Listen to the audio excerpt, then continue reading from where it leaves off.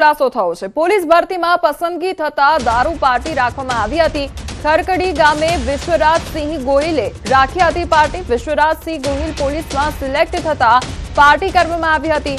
તો ખરકડી ગામે 4 મિત્રોને પાર્ટી આપવામાં આવી હતી। હરપાલસિંહ ગોહિલની વાડીએ પાર્ટી હતી। ઉપેન્દ્રસિંહ, વિશ્વરાજસિંહ, હરપાલસિંહ પીતા હતા દારૂ, ત્યારે જયદીપ ગોહિલ પણ दारू पीवा माटे बैठा था। ઝેરી दारू पीता ઉપેન્દ્રસિંહ ગોહિલનું મોત નીપજ્યું છે।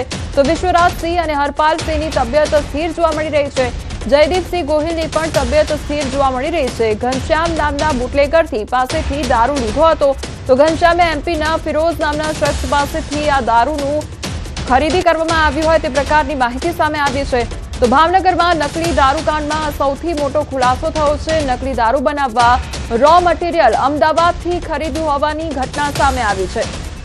તો લિક્વિડ, ખાલી બોટલો તેમજ સ્ટીકર સરખેજથી ખરીદ્યું હતું। ટ્રાન્સપોર્ટના માધ્યમથી અમદાવાદથી ભાવનગર પહોંચ્યું હતું। તો આરોપી ગૌતમ સોલંકીના ઘરે પહેલીવાર નકલી દારૂ બન્યો હતો। પ્રથમવાર 51 જેટલી નકલી દારૂની પેટી બનાવી હતી। તો ગૌતમ અને તેના શાળાએ છૂટકમાં નકલી દારૂ વેચ્યો હતો। બીજી વાર પણ બનાવ્યો હતો નકલી દારૂ। રહીશ અને ગણેશે બનાવ્યો બીજી વાર આ નકલી દારૂ। દારૂ ખરાબ બનતા નાશ કરવામાં આવ્યો હતો। આરોપી રહીશે ત્રીજી વાર નકલી દારૂ બનાવ્યો હતો। તો એમપીથી નરેન્દ્રસિંહ યાદવને બોલાવ્યો અને નકલી દારૂ બનાવવા એમપીથી બોલાવ્યો હતો। ત્રીજી વાર 25 પેટી નકલી દારૂ બનાવવામાં આવ્યો હતો। અલગ અલગ જગ્યાએ સસ્તા ભાવે દારૂનું વેચાણ પણ કરવામાં આવ્યું હતું। તો દારૂ બનાવનાર નરેન્દ્રસિંહનું ઝેરી દારૂ પીતા મોત પણ નીપજ્યું છે।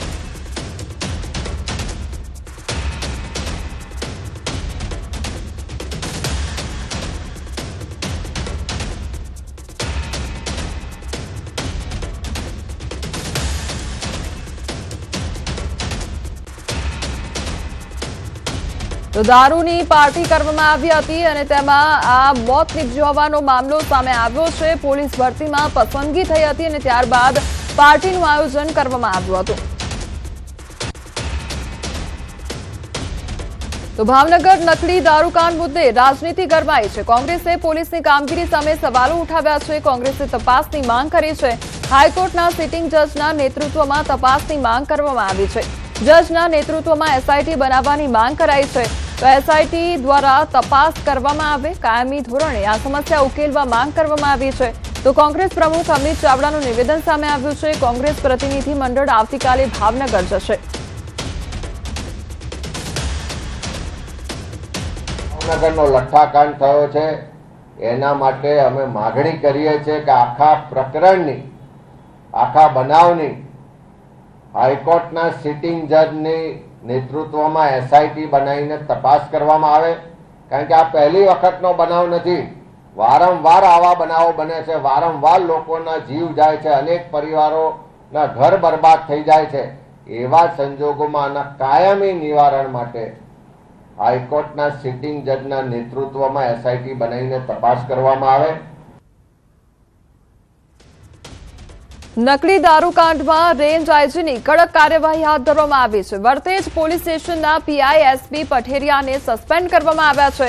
તો ફરજમાં બેદરકારી બદલ વર્તેજ પીઆઈ સામે સસ્પેન્શનની કાર્યવાહી હાથ ધરવામાં આવી। વર્તેજ પોલીસ સ્ટેશન વિસ્તારમાં નકલી દારૂથી પ્રથમ મોત બાદ કાર્યવાહી કરવામાં આવી છે। બેદરકારી બદલ પીઆઈને સસ્પેન્ડ કરાતા પોલીસ બેડામાં ખળભળાટ મચી ગયો છે। નકલી દારૂકાંડ મામલે રેન્જ આઈજીએ પીઆઈ સામે મોટી કાર્યવાહી કરી છે।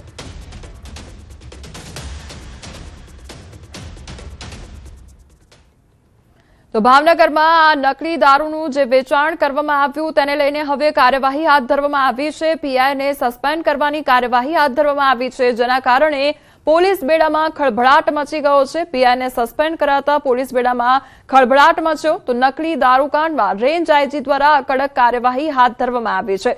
તો નકલી દારૂકાંડને કારણે લોકોના મોત નીપજ્યા હતા। ભાવનગરમાં ઝેરી દારૂકાંડનો આ મામલો સામે આવ્યો છે, ત્યારે નકલી દારૂકાંડમાં 21 લોકો સામે ફરિયાદ નોંધવામાં આવી છે। એસએમસી અત્યાર સુધી 13 આરોપીઓની ધરપકડ કરી છે।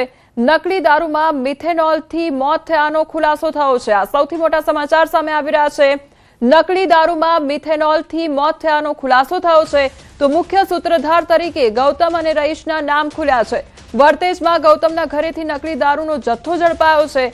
એમપીના ઉજ્જૈનથી રહીશને એસએમસીએ ઝડપી લીધો છે. રો મટીરીયલ માટે એસએમસીની એમપી સહિતના રાજ્યોમાં તપાસ હાથ ધરવામાં આવી છે. બોટલ, સ્ટીકર અને પેકિંગ ક્યાંથી આવ્યા તેની પણ તપાસ કરવામાં આવી રહી છે. ઝડપાયેલા 13 આરોપીઓને આજે કોર્ટમાં રજૂ કરવામાં આવશે. આર્થિક લાભ માટે આ કૃત્ય કર્યું છે. ઉપરાંત જે અમારી ટીમો બહાર ગઈ હતી એમાંથી મધ્યપ્રદેશના ઉજ્જૈનથી જે આ બનાવમાં એક મુખ્ય આરોપી કહી શકાય એવા રહીશને ડિટેન કરીને લઈ આવ્યા છે. આ રહીશ છેલ્લા 1.5 મહિનાથી ભાવનગરમાં અને ગુજરાતના અલગ અલગ જગ્યાએ રહી અને કોમ્પ્રોમાઇઝ ક્વોલિટીનો લીકર બનાવતો હોવાની હકીકત અમારા ધ્યાન ઉપર આવી છે. વડોદરામાં વાલીઓ માટે ચેતવણી રૂપ ઘટના સામે આવી છે. બસના દરવાજામાં ગળું ફસાતા બાળકનું મોત નીપજ્યું છે. સૂર્યનગર તરસાલી બાયપાસ નજીક આ ઘટના સર્જાઈ. મંદિરે પ્રસાદી લેવા ગયેલા મંદિરમાં પ્રસાદ લેવા માટે ગયો હતો આ બાળક અને તે બાળકનું મોત નીપજ્યું છે. ઉભેલી બસના દરવાજા વચ્ચે ફસાઈ ગયું હતું ગળું. ત્યારે પરિવારજનો બાળકને તાત્કાલિક સયાજી હોસ્પિટલ લઈ ગયા. હોસ્પિટલમાં તબીબોએ માસૂમને મૃત જાહેર કર્યો. માસૂમ દીકરાના મોતથી પરિવારમાં ભારે શોક છવાઈ ગયો છે. સમગ્ર મામલે કપુરાઈ પોલીસે વધુ તપાસ શરૂ કરી છે.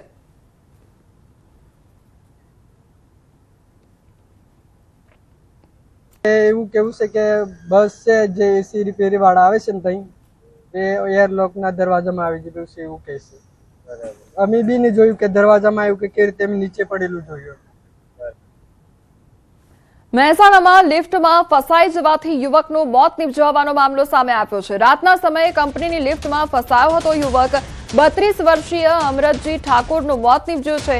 ફાયરની ટીમે યુવકનો મૃતદેહ બહાર કાઢ્યો. બાસરિયા પાસે આવેલી કંપનીમાં આ દુર્ઘટના સર્જાઈ છે.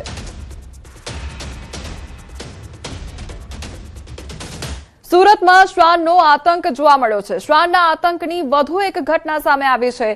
પર્વત પાટિયાની રાજ રેસીડેન્સીમાં શ્વાનનો આતંક જોવા મળ્યો તો રાજ રેસીડેન્સીના રહેવાસી પર શ્વાન અચાનક તૂટી પડ્યો હતો. શ્વાનને ભગાવવાનો પ્રયાસ પણ કરવા છતાં કરડવા દોડતો રહ્યો. રહેવાસીને શ્વાને કરડી લોહી લુહાણ કર્યું. ખુરશી મારીને શ્વાનને ભગાડવાનો પ્રયાસ પણ નિષ્ફળ રહ્યો હતો. સમગ્ર ઘટનાના સીસીટીવી ફૂટેજ પણ સામે આવ્યા છે. શ્વાનના આતંકને લઈને સ્થાનિકોમાં ભયનો માહોલ સર્જાયો છે તો ખસીકરણનું આયોજન માત્ર ચોપડા પર હોવાના સ્થાનિકોના આક્ષેપ પણ સામે આવ્યા છે. શ્વાનના આતંક સામે પાલિકા દ્વારા તાત્કાલિક કાર્યવાહી કરવાની માંગ પણ કરવામાં આવી છે.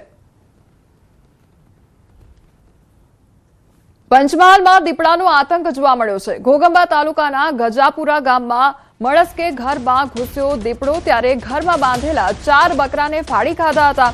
એક બકરાને જીવતો લઈ જંગલ તરફ ભાગ્યો દીપડો. ત્યારે દીપડાને બકરા પર હુમલો કરતો જોઈ મહિલા ભયથી ધ્રુજી ઉઠી હતી. ગોદડીમાં મોઢું છુપાવી ખાટલા પર પડી રહી હતી મહિલા. તો 3 દિવસ અગાઉ પણ બાળકીના ખાટલા નજીક પહોંચ્યો હતો દીપડો. સપ્તાહથી રહેણાંક વિસ્તારમાં દીપડાની અવરજવરથી ગ્રામજનોમાં ભયનો માહોલ જોવા મળી રહ્યો છે. ખેતરમાં જતા ખેડૂતોમાં પણ હુમલાની દહેશત જોવા મળી રહી છે. તો દીપડાને પાંજરે પૂરવા ગ્રામજનોની ઉગ્ર માંગ ઉઠી છે. વન વિભાગની ટીમે ઘટનાસ્થળે પહોંચી ફૂટમાર્ક લીધા. મૃત બકરાના વળતર માટે વન વિભાગે કાર્યવાહી શરૂ કરી છે. એચએનજીયુના બહુચર્ચિત એમબીબીએસ ગુણ સુધારા કૌભાંડમાં પોલીસનો સપાટો બોલાવવામાં આવ્યો છે. ધોરાજીથી વધુ એક આરોપી ઝડપાયો છે. પાટણની હેમચંદ્રાચાર્ય ઉત્તર ગુજરાત યુનિવર્સિટીમાં વર્ષ 2018માં થયેલા એમબીબીએસ ગુણ સુધારા કૌભાંડમાં પાટણ પોલીસને મોટી સફળતા મળી છે.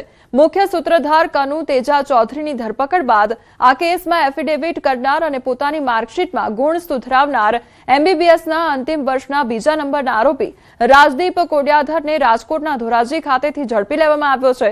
જેના 2 દિવસના રિમાન્ડ પૂર્ણ થતા તેને ફરી કોર્ટમાં રજૂ કરી પોલીસે કૌભાંડમાં સંડોવાયેલા અન્ય આરોપીઓની ધરપકડ માટે તપાસ તેજ બનાવી છે. જામકંડોરણાના જગતના તાત માટે સોનેરી સવાર. નવી પીજીવીસીએલ કચેરીની ભેટ સાથે હવે મળશે 10 કલાક વીજળી. રાજકોટ જિલ્લાના જામકંડોરણા ખાતે મંત્રી કૌશિકભાઈ વેકરિયા અને ધારાસભ્ય જયેશ રાદડિયાની ઉપસ્થિતિમાં પીજીવીસીએલની નવી ડિવિઝન 2 કચેરીનું